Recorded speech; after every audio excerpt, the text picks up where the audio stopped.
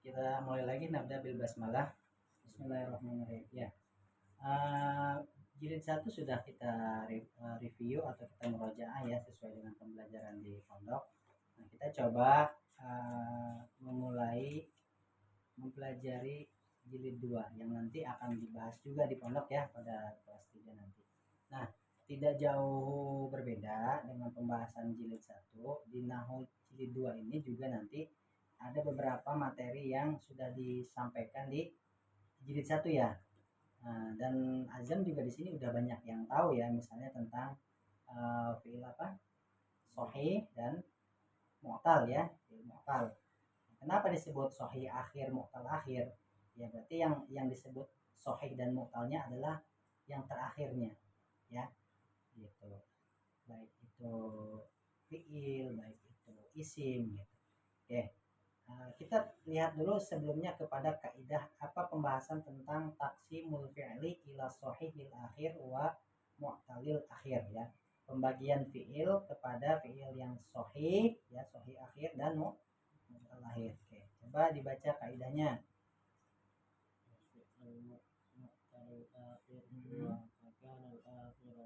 Akhiruhu alifan أو واوا أو ياء وتسمى هذه الأحرف ثلاثة بأحرف العلة. Ya, sedikit mungkin bisa kepahami ya bahwa fi'il mu'tal akhir itu adalah apabila huruf akhirnya itu alif atau wawu atau ya, alif wawu dan ya.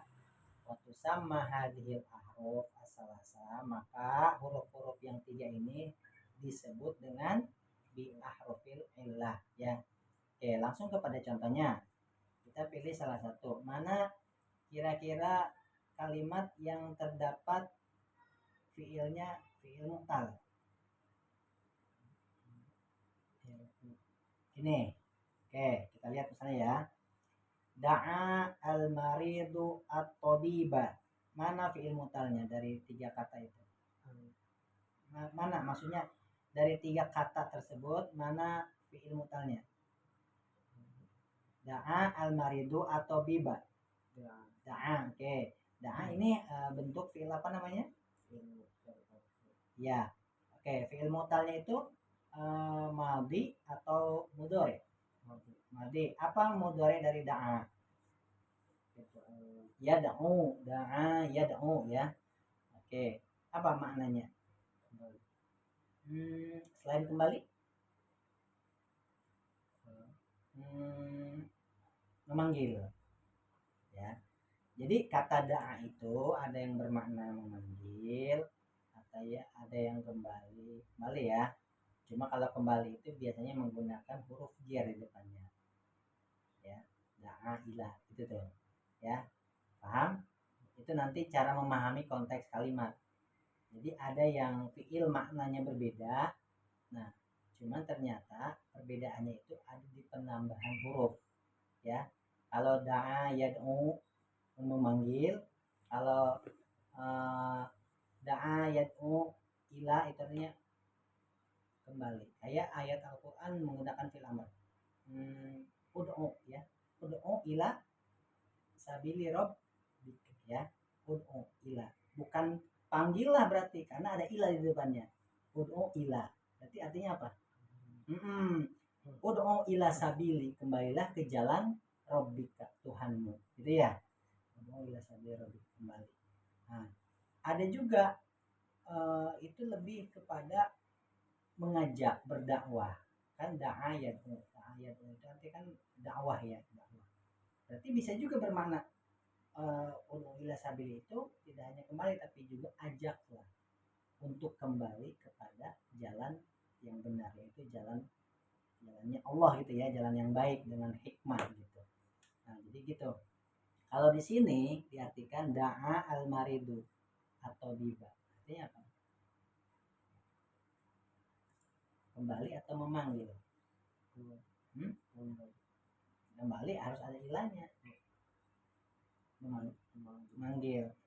Jadi Da'a al-maridu. Al-maridu orang sakit ya, atau biba dokter. Berarti siapa yang manggil? Orang sakit memanggil dokter. Maksudnya memanggil itu bisa jadi dia menghubungi gitu ya. Dokter bisa ke rumah nggak, saya ini anak gitu. Nah itu maksudnya ke situ, dia memanggil dalam artian meminta untuk bisa datang gitu ke orang yang sakit ini. Jadi da'a ini adalah tadi apa? Fi'il mu'tal ya. Oke, fi'il mu'tal itu ada yang akhirannya apa aja? Alif, waw, ya. Oke, alif, waw, ya. Kalau ini berarti apa? Alif. Oke, kita lihat di kalimatnya ya. Ini bisa kebaca nggak tanpa harokat? Dikit-dikit ya. Nggak apa-apa sambil belajar ya. Ini tantangannya belajar teks yang tidak ada syakal. Coba. Alqo wada'a fil amsilati salasah al-ula kulluha af'al. Jadi lafad alqo, da'a, ya kan? Yarti ya. Pada contoh-contoh ketiga yang pertama 1, 2, 3 ya, fil amsilati salasah al-ula yang pertama ini 3. Kulluha semuanya ini yang 3 ini adalah bentuk fi'il af'alun ya. Terus wa akhiru kulli minha alifun, dan akhiran pada setiap kata tersebut atau fi'il tersebut adalah alif. Jadi walaupun di sini huruf ya, tapi dia disebutnya alif. Da'a ini mah memang kelihatan alif ya. Yalqi, jadi ini yang begini, yang huruf ilat yang ya begini nih, yang harokatnya fathah, ini disebut dengan alif ya, disebutnya alif gitu. Li'annahu, terus biha alifan, karena diucapkannya terdengarnya adalah alif. Alqo ya kan, diucapnya terdengarnya ujungnya alif panjang kan, alqo, da'a gitu ya. Oke, lanjut ya. Wal ma'lul alaihuna an-nutqu. Jadi yang menjadi elat-elatnya ini nih ya, ini nih adalah ucapan ya, la alkitabah, tapi tidak dalam bentuk tulisan. Waktu sama hadhil af'al af'alan mu'tallatal akhir, af'alan mu'tallatal akhir. Jadi ini semua fiil-fiil ini disebut dengan fiil mu'tal akhir. Paham yang ini? Jadi dia ini fiil madinya apa akhirannya? Harfu ilahnya apa disebutnya nih? Alif, waw atau ya? Alif ya, yang begini alqo ini jangan huruf ilah apa? Ya, tapi huruf ilahnya alif. Paham?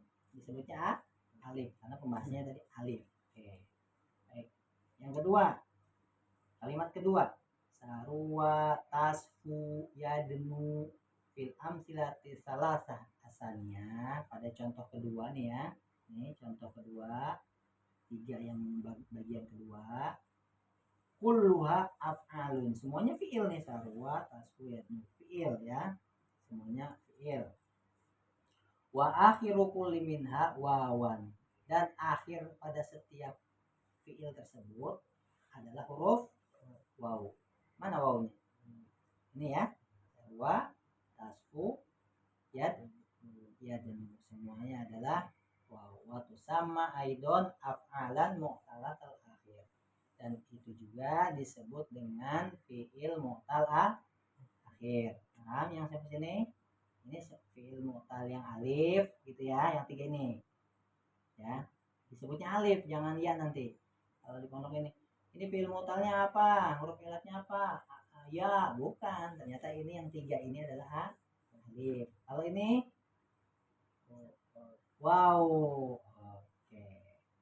Selanjutnya kalimat berikutnya, dan kalimat berikutnya khosyia.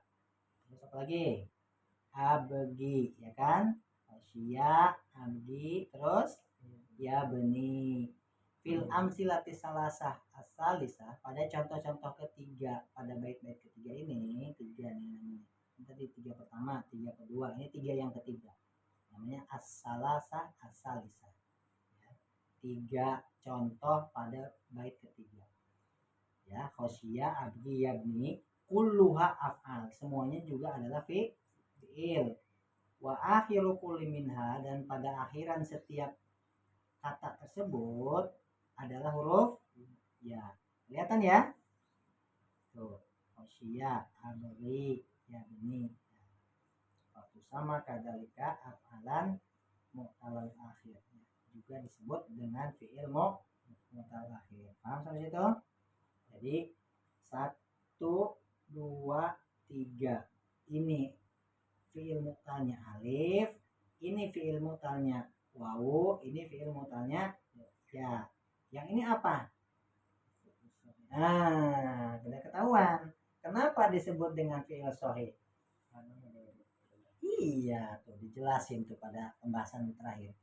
Ya, kata azlama, terus tuh ittaqada, yastahimmu fil amsilati salasa al akhirah, pada contoh yang 3 bait terakhir, kulluha af'al, semuanya fi'il. Azlama, ittaqada, yastahimmu, ya semuanya fi'il. Wa akhiru kulli minha, dan pada akhir setiap fi'il tersebut laisa alifan, ya bukan alif, wala wawan, bukan juga wau, wala ya'an, bukan juga ya, ya. Waktu sama af'alan sohihatal akhir, maka disebutlah dengan fi'il sohih, sohih akhir, ya sohih pada akhir katanya gitu. Paham ya? Jadi ini mu'tal alif, mu'talnya wau, mu'talnya ya. Kalau ini fi'il sohih, makanya penjelasannya apa? Al-fi'lu sahihul akhir malam yakun akhiruhu harfan min ahrufil illah asalasa. Paham? Fi'il sahih akhir adalah yang belum terdapat pada akhirannya yaitu salah satu huruf dari huruf illah yang 3 tadi. Berarti semua fi'il yang tidak ada huruf illahnya disebut fi'il sahih. Paham ya? Cukup satu judul atau lanjut untuk yang ini? Lanjut masih, masya Allah. Ya, lanjut ya. Ini mah beberapa apa namanya tamrin aja ya, latihan-latihan. Nah ini juga udah sebenarnya udah tahu ya tentang apa? Mabni dan mu'rob. Oke, coba tanpa dijelasin dulu apa perbedaan mabni dan mu'rob? Mabni itu yang tetap. Kalau yang itu yang bisa diubah. Oke, coba kita tengok di kaidahnya. Ya, apakah sesuai dengan apa yang disampaikan tadi? Ya, al kalimatu tangqasimu qismaini, ya. Kalimat terbagi menjadi berapa? 2. Ma yasbutu akhiruhu, yang akhirannya tetap. Yasbut ya, namanya tetap. Ala halin wahidin, pada satu keadaan. Fi jami'it taroki, pada semua susunan kalimat. Watu sama mabninya. Nah, itulah yang disebut dengan mab. Jadi mabni itu adalah yang tetap, tidak berubah. Oke. Sekarang yang keduanya, wa ma yataghayyaru akhiruhu, sedangkan yang berubah akhirannya waktu sama mu'roban. Jadi kalau yang berubah mah namanya mu'rob, yang tidak berubah namanya mabni. Sesuai tadi yang disampaikan Azam. Oke, pembahasan keduanya, al hurufu kulluha mabniyatun. Huruf-huruf itu semuanya merupakan mabni, tetap ya. Betul nggak? Iya, tetap ya tidak berubah ya. Namanya juga huruf ya. Fi ala fauko ya. Nggak bisa berubah kan? Fauku nggak bisa fauku. Nggak bisa ya. Alu nggak bisa ya. Ala aja. Makanya al hurufu kulluha tetap. Wakadzalika jami'ul af'al al madiyah, dan begitu juga semua fiil-fiil madi. Nasoro, domir huwa. Bisa nggak domir huwa nasori? Nggak bisa, emang udah tetap itu nasoro aja udah. Kataba aja gitu ya. Makanya fiil madi itu termasuk ke dalam mab. Nih, kalau ngirob mab nih gimana coba? Fataha. Sebutin dulu fataha. Fi'lun madin. Nah, mabdi kan? Mabdiun alal. Jangan apa? Marfuun atau mansubun, enggak ya. Itu tidak la yataghayyar ya. La yataghayyar artinya tidak berubah. Yang tidak berubah namanya mabni ya.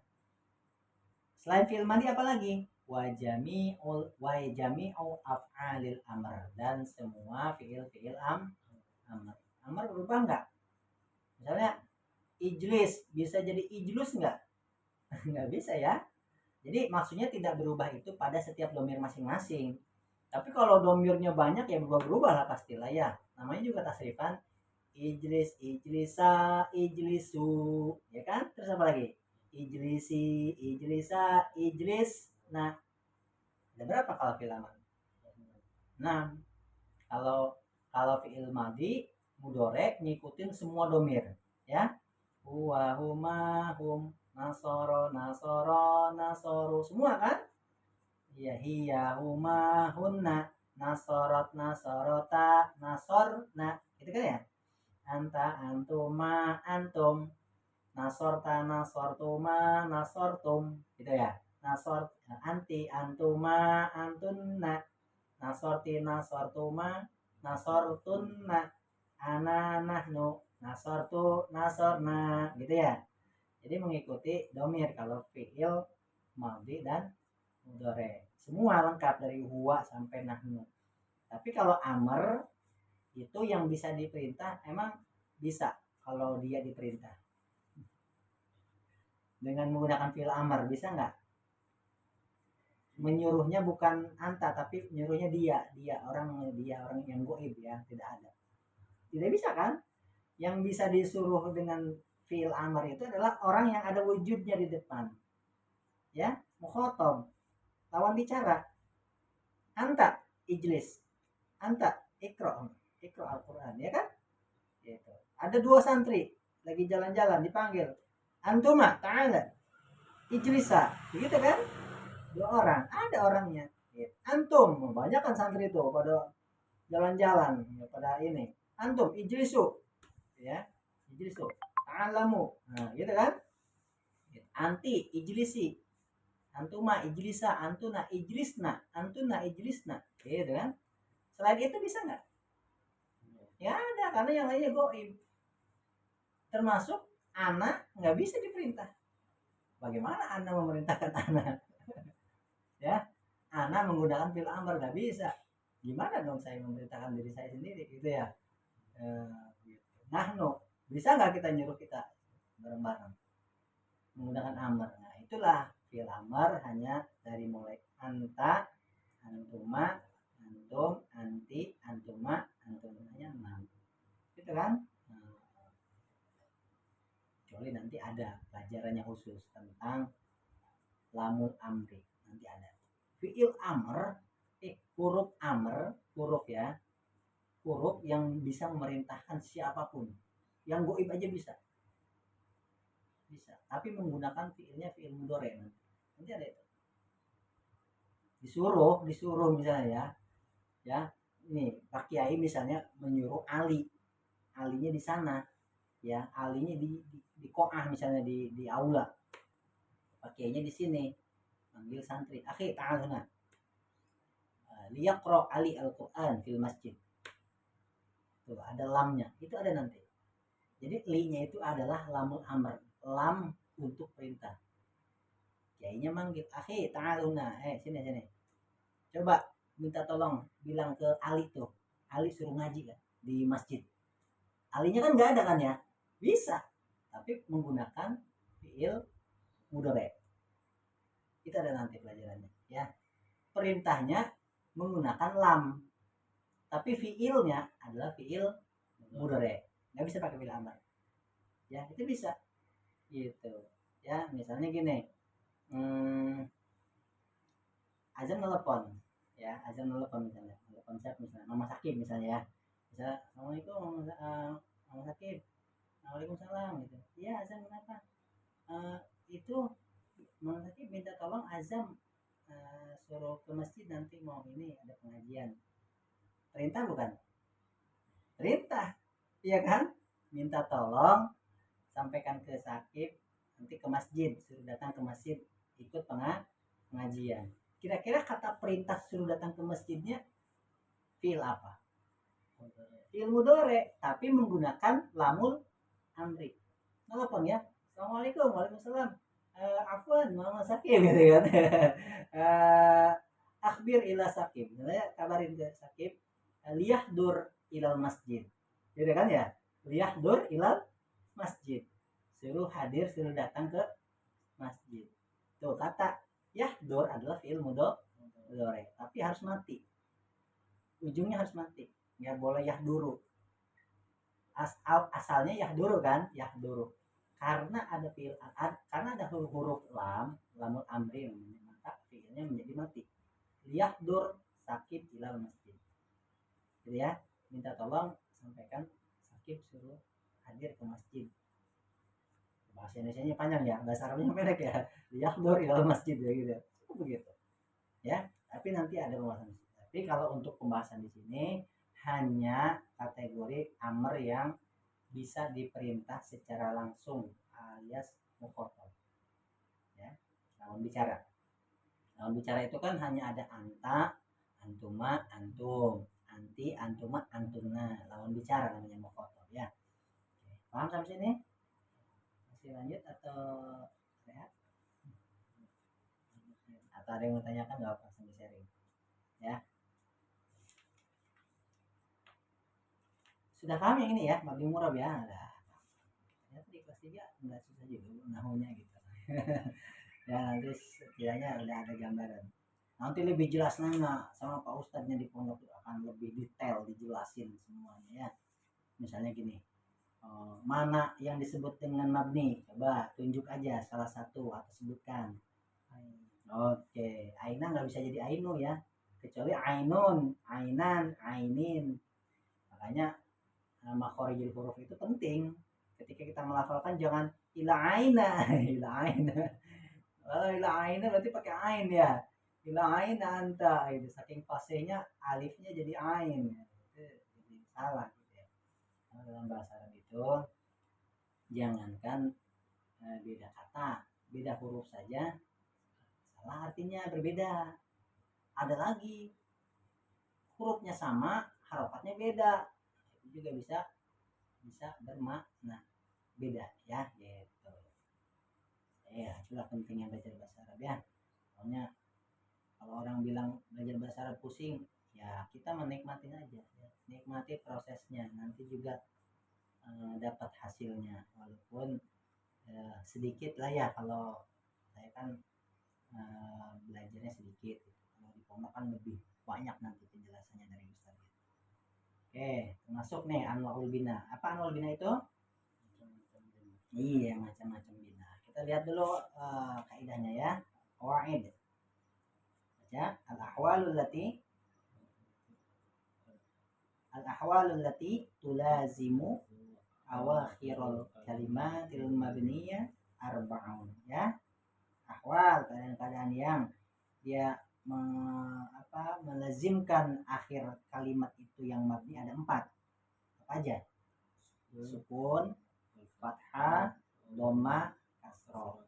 Maka sukun, fathah, dhamma, kasroh ini disebut dengan macam-macam bina. Oke. Lanjut.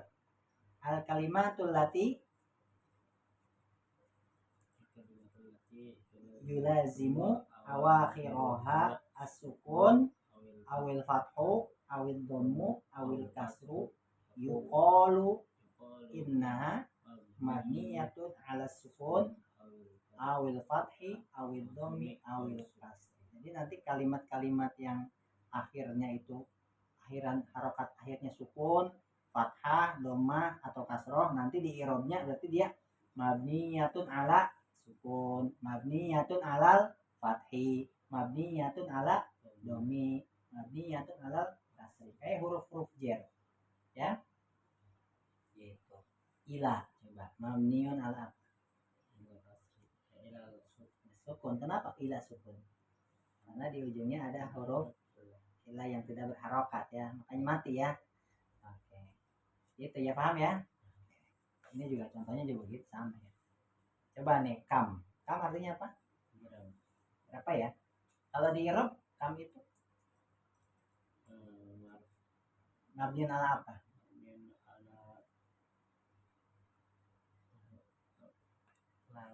Enggak, mabniun ala apa? Ini harokat akhirnya apa nih? Mabniun ala sukun ya, gitu ya. Nah, kalau fil madi i'tadala mabniun ala fathi. Paham ya? Oke, mabniun ala sukun gitu ya. Mabniun ala sukun. Gitu. Jadi tergantung harokat akhirnya. Bagaimana kalau fi'il madinya yang disambung dengan domir? Kayak gini. Dhahabtu. Mabniun ala apa? Nah, kenapa ala sukun? Enggak, karena huruf terakhir dari fi'il itu adalah huruf ba kan, bukan huruf ta. Dahaba asalnya kan, maka yang diambil huruf ba-nya. Nah, kalau ta ini bukan fi'il, ini adalah fa'il dari dahab. Fa'ilnya domir siapa tuh? Domir anak ya. Oke. Kalau di pondok setiap pertemuan berapa judul? Oh, 1 judul. Iya. Oke, nggak apa, kita coba satu lagi. Semangat kan? Semangat, masya Allah, luar biasa ya. Anwaul i'rab. Nah, kalau sekarang berarti macam-macam yang kalau tadi anwaul bina, sekarang anwaul i'rab. Oke, langsung ke kaidahnya ya. Al-ahwalul lati ta'tari awakhirul kalimat al-mu'rabah arba. Sama ya, yang keadaan yang dia akhirannya itu mu'rab juga ada 4, sama dengan yang tadi ya. Mabni juga apa? Ar-raf'u, an-nasbu, al-jarru, al-jazmu.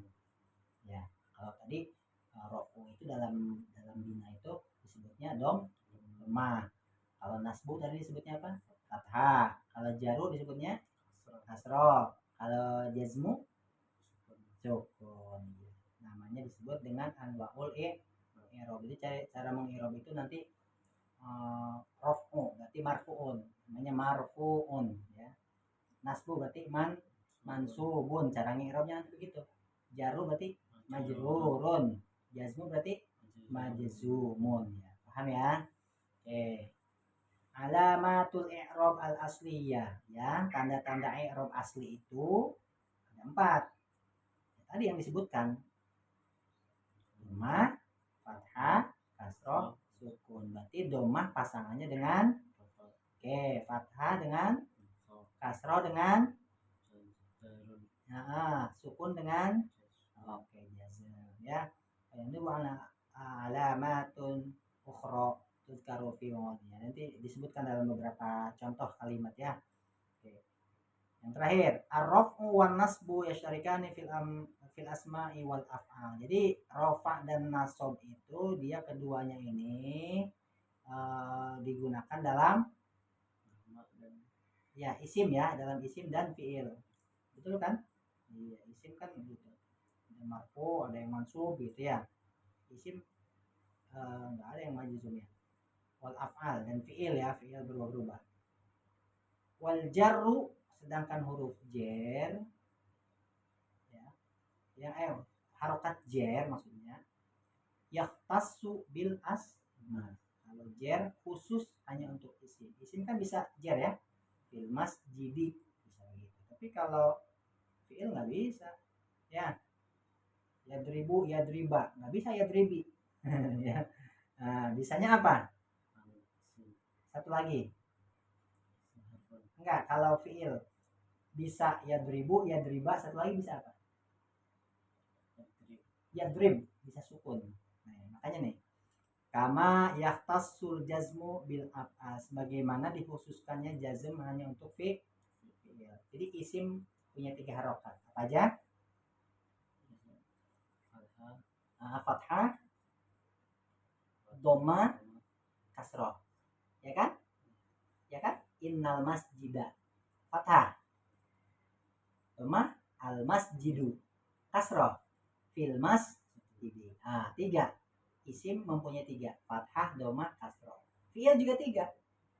Fathah, dhamma, sama sukun ya, kalau ada huruf jazm gitu ya. Sama-sama 3. Paham ya? Oke. Nanti kita bisa lanjut ke sini nih. Ini udah lumayan ya. Bisa berapa pembahasan ya? Saat Anwaul I'rab 1, Anwaul Bina 2, Mabni Mu'rab 3, So'ai Mutal 4 ya. Nah, untuk pembahasan apa? Sedikit-sedikit aja dulu. Kita beralih ke yang lain dulu. Nah, untuk mengetahui perubahan bentuk kata itu pasti kita perlu belajar yang namanya apa? Tasrifan ya, atau sorof ya. Nah, punya kan buku tasrifan yang seperti ini atau beda? Sama ya, sama ya, sama-sama dari pondok modern sama ya. Jadi bentuk tasrifan itu dia mengikuti apa tadi yang disebut domir urutannya ya, domir. Tapi itu kalau fiilnya fiil madi. Kalau fiil madi dan kalau tasrifannya lugawi, maaf. Kalau tasrifannya lugawi. Tahu tasrifan lugawi? Nasoro, itu lugawi kan? Semuanya fiil. Secara bahasa fiil semuanya. Nasorot, nasorota, nasorna, ya kan? Nasorta, nasortuma, nasortum, nasorti, nasortuma, nasortumna, nasortu, nasorna. Ada berapa? 14. Karena domir 14 semuanya. Jadi itu namanya tasrif lugawi. Mudorenya begitu, sama. Coba yang suruh. Yansuru, yansuroni, yansuruna, tansuru, tansuroni, yansurna, tansuru, tansuroni, tansuruna. Nanti tansurina, tansuroni, tansurna. Ananah no, ansuru, nansuru. Nah, ya kan? Itu adalah tasrif lugawi. Lugawi emang dia halamannya di sini kebalik ya, di dalam gitu. Ini lugawi. Fa'ala, fa'ala, fa'alu, fa'alas, fa'alata, fa'alna, fa'alta, fa'altuma, fa'altum, fa'alti, fa'altuma, fa'altunna, fa'altu, fa'alna. Lugawi. Tapi di halaman depan ini yang dibahas bukan lugawi dulu, melainkan tasrif istilahi. Apa itu tasrif istilahi? Secara istilah. Dia perubahannya fiil semua enggak? Hah? Enggak. Kalau fiil semua itu yang lugawi, yang tadi, yang nasoro, fiil semua. Jadi kalau yang fiil semua itu namanya lugawi secara bahasa. Tapi kalau yang tasrifan secara istilahi ya, istilahan, itu dia perubahan bentuknya berubah-ubah. Kayak gini misalnya. Nasoro fi'il madi, yansuru fi'il mudhari. Ya kan? Berubah kan? Itu enggak? Fi'il madi, fi'il mudhari. Nasron jadi apa? Masdar. Wa mansoron jadi masdar mimi ya. Fahuwa isim domir ya. Nasirun fa'il. Wadaka, daka itu sama dengan dalika ya, isim isyarah ya. Mansurun maf'ul. Unsur la tansur ya. Mansurun, insurun. Ada isim isim zaman, isim makan, dan isim alat. Ya, begitu ya. Itu namanya tasrif istilah. Oke. Bagaimana untuk yang itu yang fi'il sahih ya? Bagaimana kalau yang fi'ilnya apa? Misalnya mu'tal ya.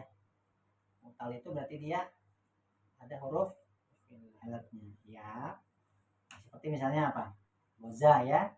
Waza yaghzu ghazwan, ya kan? Wa maghzan fa huwa ghazin. Wa dzaka maghzuun. Ughzu la taghzu maghzan. Ini pernah dihafalkan atau tidak dihafalkan? Tasrifan seperti ini dihafalin apa dipelajari saja di kelas?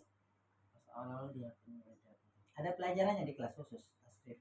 Pelajaran sorof maksudnya. Oh, nahu sorof. Saya sorof ini tasrif juga bukan sorof.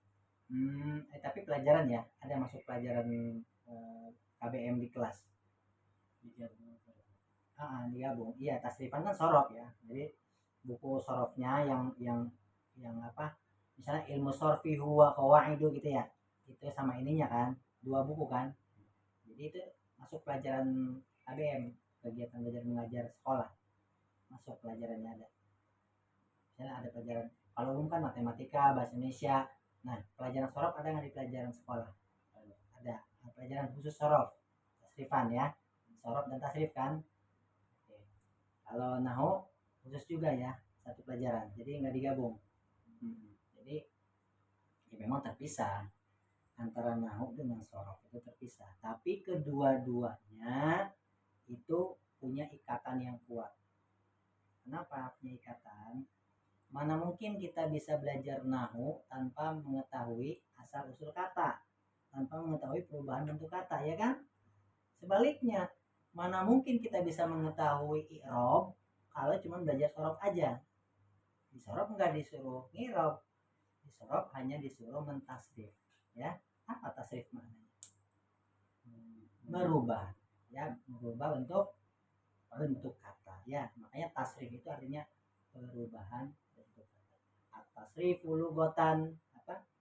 At-taghyir, perubahannya. Taghyiru awakhir kalimat, perubahan bentuk kata. Ya, akhir kalimatnya. Selanjutnya untuk apa namanya i'rab, nanti saya juga bawa beberapa contoh ya. Ini sekilas saja untuk kesulitan. Untuk i'rab ya sebagai penutup aja i'rab aja. Nah, ini memang ada kan punya buku i'rab juga, beliin atau dapat ya? Yang kayak gini atau beda? Yang baru ya. Jadi kalau untuk i'rab itu memang dia secara keseluruhan ya di dalamnya itu tidak per apa, kalau di sini per judul, tidak per judul ya. Jadi semuanya ada gitu. Contoh lafaz Allahu Akbar, ini berarti kajiannya tentang apa? Mubtada dan mubtada khobar gitu ya. Gitu. Begitu pula kalau ada alif lamnya asyajaratu gitu ya. Muriqatun berarti dia mubtada khobar gitu. Ini udah bisa ya. Jumlah fi'liyah berarti kalimat fi'liyah yang diawali oleh fi'il dengan fa'il. Fi'il fa'il ini selalu berdampingan ya. Fi'il fa'il itu pasti berdampingan. Sama halnya dengan mubtada dan khabar. Ini fi'il fa'il. Bedanya apa ini dengan ini fi'ilnya? Faza dengan asro'at. Apa bedanya? Faza dengan asro'at.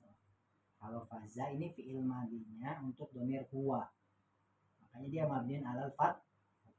Kalau asro'at ini fi'il madi memang fathah ya a-nya ini, tapi ada taknya nih, ra'at, maka watta'u litta'nis, keterangannya tambahnya begitu ya.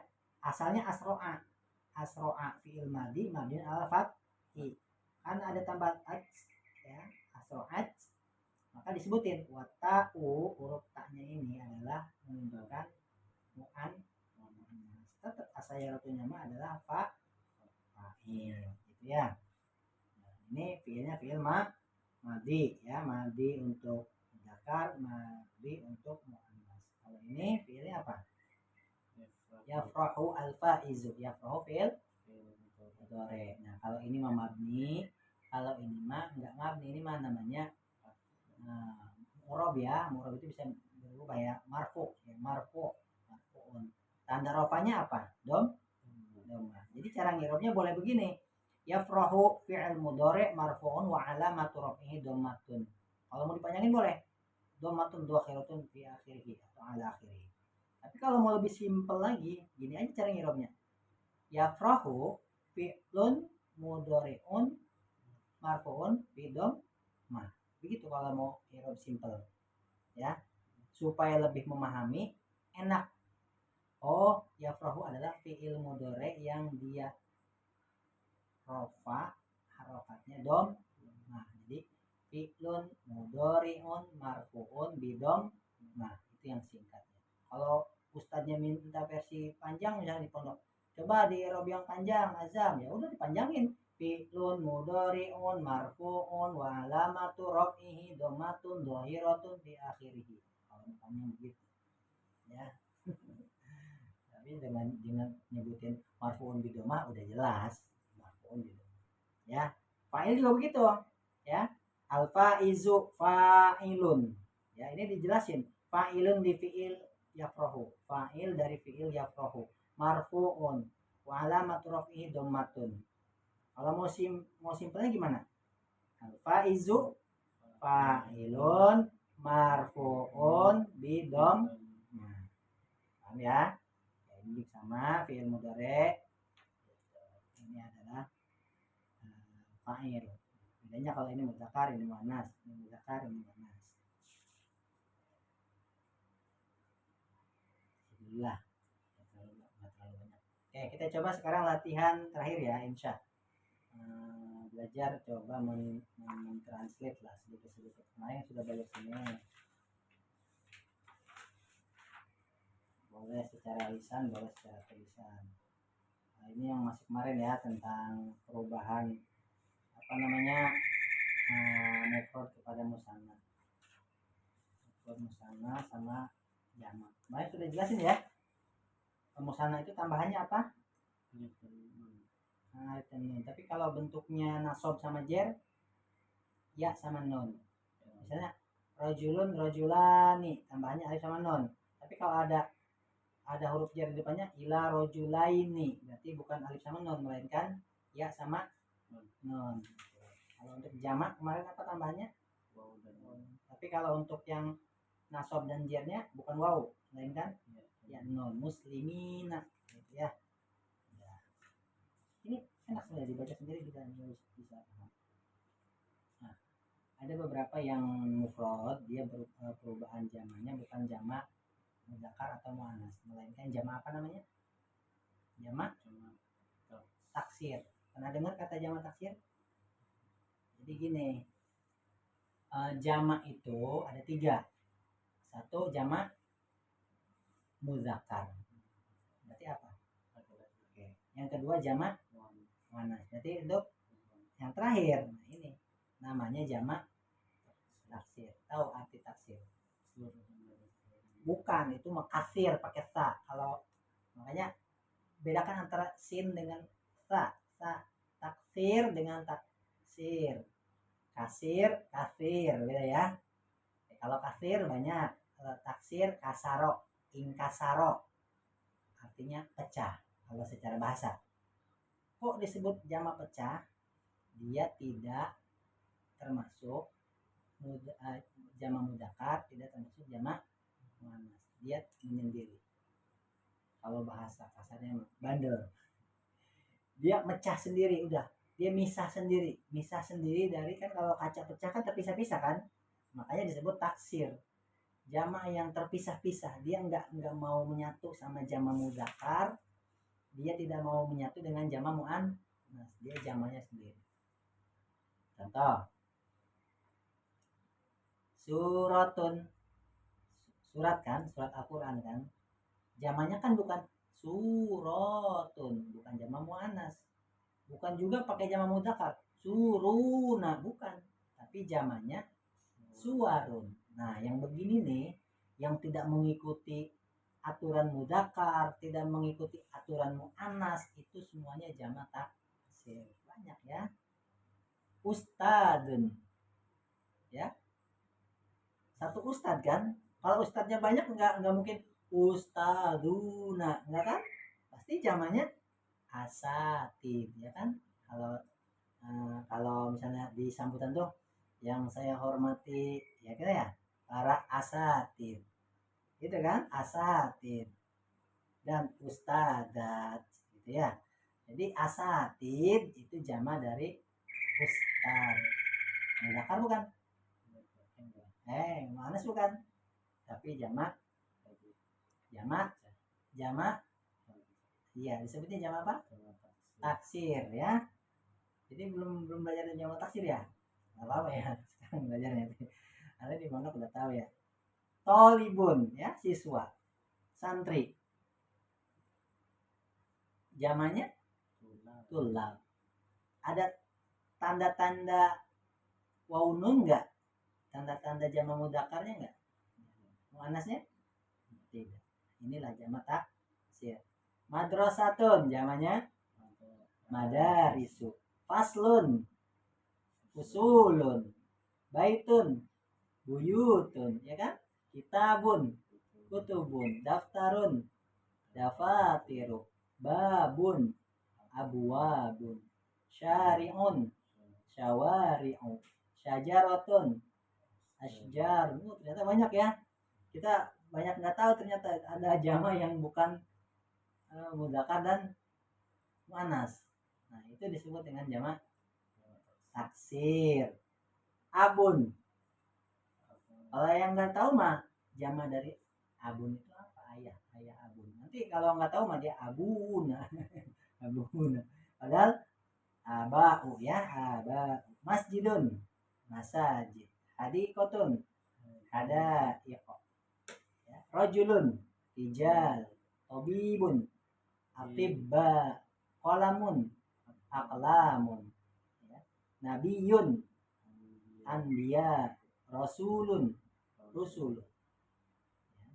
Lisanun, alsinatun. Yadun, aidi. Ainun, ayun. Ternyata banyak ya. Banyak. Ini belum semua, maksudnya baru beberapa contoh daripada jamak taksir. Jamak taksir jamaknya bandel, dia mengikuti aturan mudzakkar dan muannas, terpecah-pecah, terpisah-pisah, beda dengan daripada mudzakkar. Ini sudah tahu huruf fi'il isim. Ini juga mubtada khobar sudah dibahas. Termasuk domir. Domir itu kalau ada di awal dia pasti mubtada.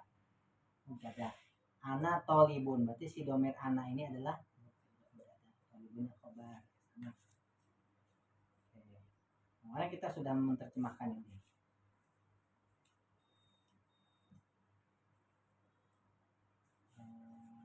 Sama.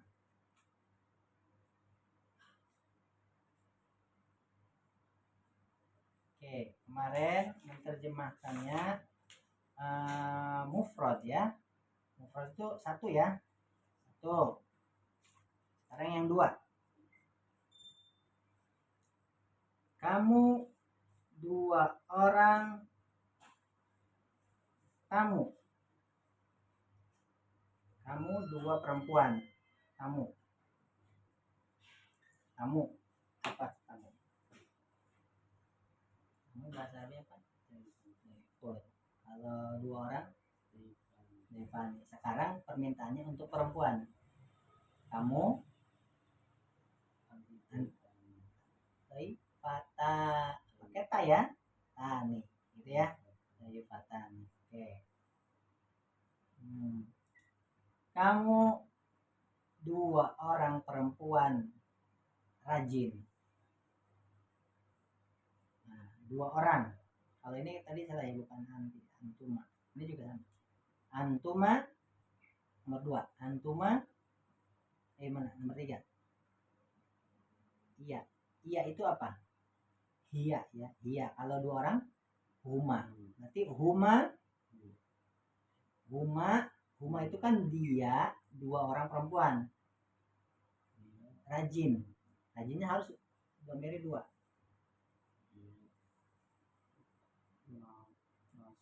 Nasyitotani atau mujtahidatani kalau buat perempuan. Oke. Sekarang yang laki-laki aja lebih gampang. Bagus aja kalimatnya. Ia 2 orang laki-laki. Nah, pemberani. Apa pemberani bahasa Arabnya? Oh, yang kuat. Pemberani itu apa? Syuja'un. Nah, pernah dengar kata syaja'atun? Syaja'ah. Syaja'ah belum? Syaja'ah itu berani. Syuja'un, orang yang berani. Nanti gimana? Ma syuja'ani 2 ya. Oke. Terakhir, kamu 2 orang perempuan penerjemah. Antuma apa penerjemah bahasanya apa? Asal kosakatanya tarjama, yutarjimu, mutarjamatan. Nanti orang penerjemahnya apa? Bahwa mutarjimun. Kalau untuk laki-laki, kalau ini untuk perempuan. 2 orang. Kamu 2 orang perempuan penerjemah. Antuma mutarjimatani. Harus ada taknya karena untuk perempuan ya. Ternyata belajar insight itu kadang-kadang kita terkecoh sama domir ya.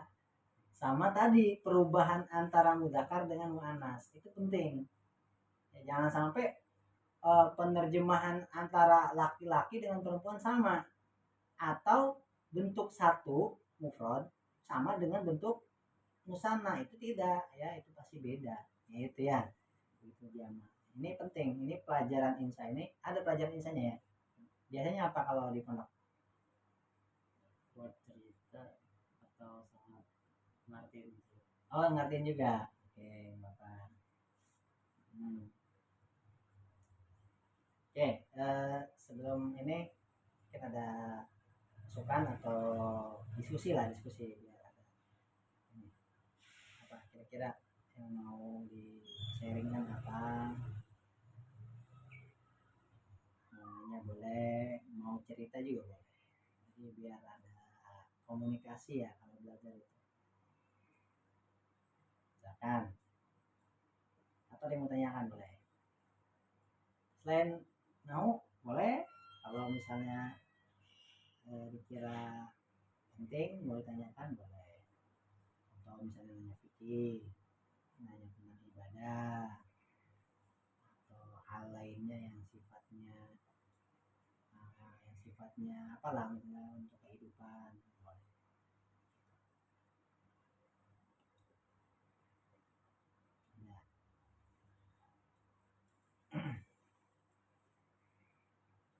Nah, kalau di pondok itu kan biasanya ada kegiatan-kegiatan tertentu ya yang khusus lah, kayak muhadharah, madrasah, atau mungkin ada khusus forum-forum tertentu lah.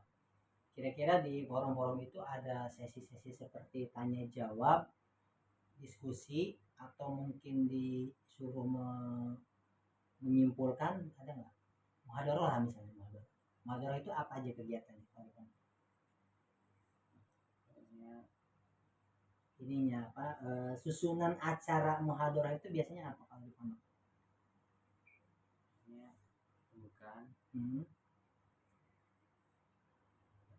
Bukan baca ngaji, terus apa lagi?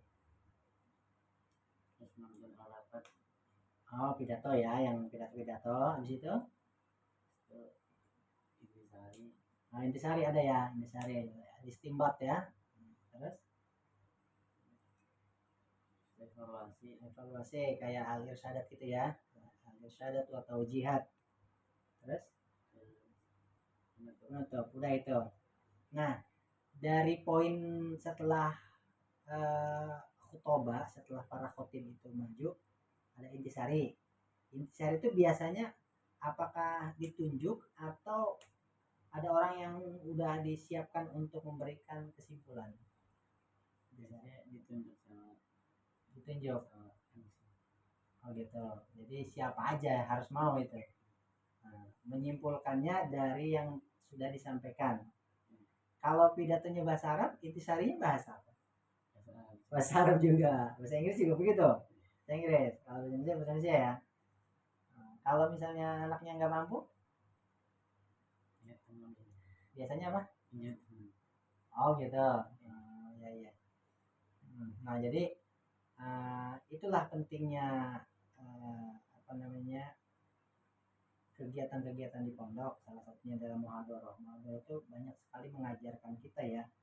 Selain daripada kita belajar tentang bahasa sendiri, ya baik bahasa Arab, bahasa Inggris, bahasa Indonesia, di situ juga kita belajar bagaimana mengucapkan bahasa itu secara lisan, ya kan? Pertama kan kita belajar bahasanya dulu, nulis gitu ya, teks pidatonya. Kadang mau dibuatin sama kakak kelas itu ya. Tapi kan kita baca juga akhirnya. Setelah kita baca, kita berusaha hafal, baru kita praktekkan kan dalam bentuk lisan. Selain itu juga melatih apa coba? Keberanian mental. Tadi itu tidak semua orang yang memahami isi bacaan dia berani untuk tampil di depan mental, ya kan? Jadi banyak manfaatnya berani tampil di depan. Nah, yang paling penting apa? Dia berani menyampaikan ilmu. Itu faedah utamanya itu. Jadi jangan dikira orang yang muhadharah yang latihan pidato di depan itu dia tidak sedang menyampaikan ilmu. Oh justru itu apa yang dia sampaikan isinya ilmu pasti, ya kan? Judulnya tentang birrul walidain, tentang bertakwa kepada Allah, tentang menjaga kerukunan, menjaga persahabatan, menjaga menjalankan disiplin dengan baik. Itu banyak kan? Itu semua nasihat. Jadi pada saat misalnya azam sebagai salah satu dari khutbah yang ditunjuk untuk khutbah atau pidato, nah, di situ berarti azam sedang menyampaikan ilmu. Itu manfaatnya di situ. Ya. Sedikit ataupun banyak itu manfaatnya, kebaikan itu akan kembali kepada diri kita sendiri. Ya, itu sekilas aja untuk kegiatan-kegiatan di pondok yang sebetulnya semuanya itu banyak sekali faedahnya atau manfaat-manfaatnya. Nah, ikut kegiatan kursus bahasa misalnya, kegiatan kursus bahasa luar biasa ya.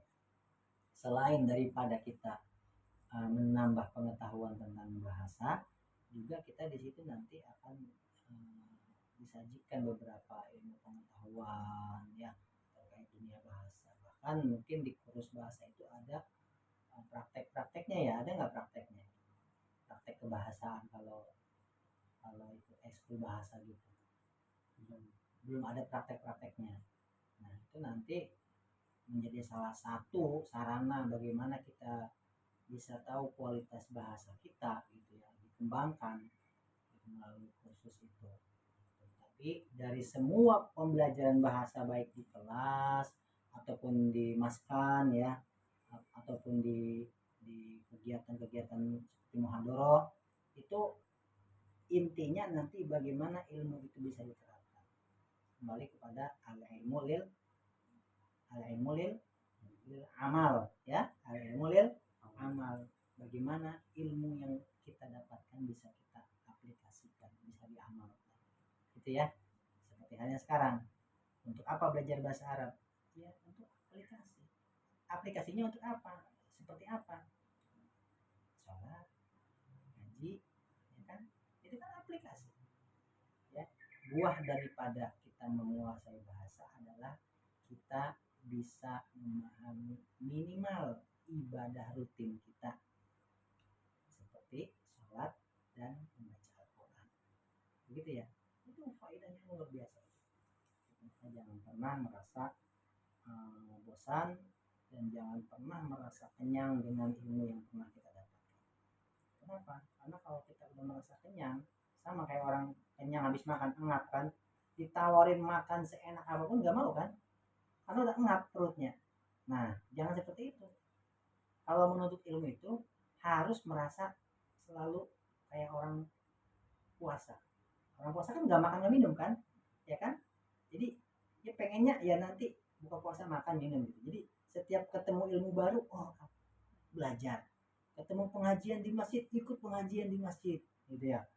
Ada kegiatan apa sama teman-teman, belajar wisata alam, misalnya study tour itu, belajar kan? Itu pengen bisa, itulah, ya. Jadi ilmu itu tidak ada batasan sejauh mana kita sudah mendapatkan ilmu itu hanya baru berapa persen saja yang kita dapatkan ya karena sesungguhnya ilmu itu apa namanya merupakan seperti halnya cahaya ya al ilmu nurun ilmu itu cahaya itu kan dia selalu menyinari ya kan selama dia masa masa siang nih dari pagi siang sore dia akan selalu menyinari nah, tidak ada habisnya kan apa pernah matahari itu lobet kayak apa ya? Enggak kan selalu menyinari kan terang aja kan gitu sampai sore pun terang aja gitu kecuali musim hujan beda kalau musim hujan ya namanya musim hujan tapi artinya cahaya matahari itu tidak seperti cahaya lampu atau cahaya HP kalau lampu ada masanya ya tiba-tiba putus lampunya mati gitu ya HP tiba-tiba lobet tapi kalau cahaya sesungguhnya nur gitu ya itu tidak akan pernah maka dari itu terus digali ilmu itu cahaya terus kita dapatkan cahaya ya paham ya jadi sedikit atau banyak yang disampaikan ya mudah-mudahan yang paling penting ada manfaatnya ya sedikit ya kalau saya sendiri merasa sedikit yang disampaikan tapi selebihnya azam yang bisa mengembangkan ilmu itu kalau saya menjelaskan satu atau dua bab tapi azam bisa lebih mengembangkan beberapa bab sendiri sebetulnya begitu tapi ingat tidak ada ilmu itu yang bisa kita pelajari secara autodidak atau secara mandiri tanpa perantara apapun dan siapapun apapun itu maksudnya apa ya buku pelajaran itu apapun siapapun itu apa maksudnya ya orang yang mengajarkan baik itu orang tua atau guru bisa jadi teman sendiri yang mengajarkan gitu ya karena Rasul mengajarkan ilmu itu harus dikaji atau dipelajari secara talaki itu maksudnya apa langsung berhadapan ya jadi di kelas ada guru datang set nah itu talaki walaupun mengajarnya secara keseluruhan dibandingkan dengan begini guru masuk taruh buku keluar lagi nanti tolong kerjain ya itu belum disebut talaki kenapa karena sosok ruhnya itu si mudarisnya itu tidak ada di situ itulah kenapa di pondok itu ada istilah seperti ini atori kotu ahamu minal ada pernah dengar belum jadi atori kotu ahamu minal madah toriko itu artinya cara bagaimana guru menyampaikan ilmu itu lebih penting daripada materi banyak buku banyak dikasihin sama guru ke murid nih bapak punya buku banyak pelajarin sendiri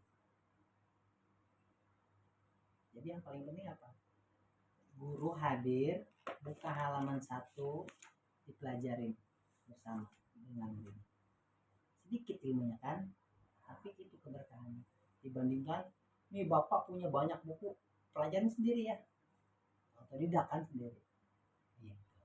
Jadi itulah manfaat daripada talaki ya langsung berhadapan dengan guru itulah kenapa ada sekolah kenapa ada pesantren kenapa ada perkuliahan karena ilmu itu didapatnya harus secara langsung ya wajah bertatap muka Rasul dulu bertatap mukanya sama siapa enggak Rasul langsung dapat ilmunya dari mana kan Rasul menyampaikan nanti ke sahabat berarti Rasul dari siapa dari malaikat berarti gurunya Nabi Muhammad siapa malaikat siapa malaikat Jibril betul kan Rasul sudah mengajarkan Rasul saja mendapatkan wahyu ilmu yang Allah turunkan itu dikasih perantara sama Allah Siapa perantaranya? Ibaratnya gurunya gitu ya. Siapa perantaranya? Adalah malaikat Jibril. Disitulah Jibril sosok sebagai penyampai wahyu, penyampai ilmu dari Allah. Jadi semua ilmu dari Allah, termasuk kita belajar. Semua dari Allah, termasuk yang kita tahu sekarang ini, semua dari Allah. Hanya saja perantaranya adalah wujud orang yang ada di sekitar kita. Bukan langsung dari Allah. Bukan langsung, ya Allah ajarkan saya, diajari saya. Bukan ya. Tapi Allah menunjuk perantara siapa yang mengajarkan kita. Kalau di pondok, ustadznya, kiainya, gitu kan. Kalau Rasul dulu langsung luar biasa. Ya, Allah turunkan wahyu. Wahyu itu disampaikan langsung kepada Nabi Muhammad melalui siapa? Gurunya, perantaranya? Malaikat Jibril. Seperti itu.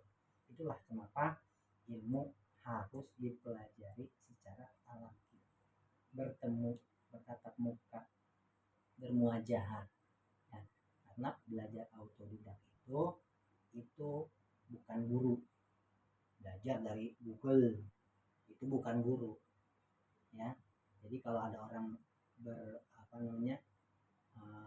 berkeinginan belajar hanya sebatas mengandalkan Google tanpa ada sosok guru yang bisa menjelaskan, itu bisa jadi dia akan tersesat dengan ilmu yang dia pelajari.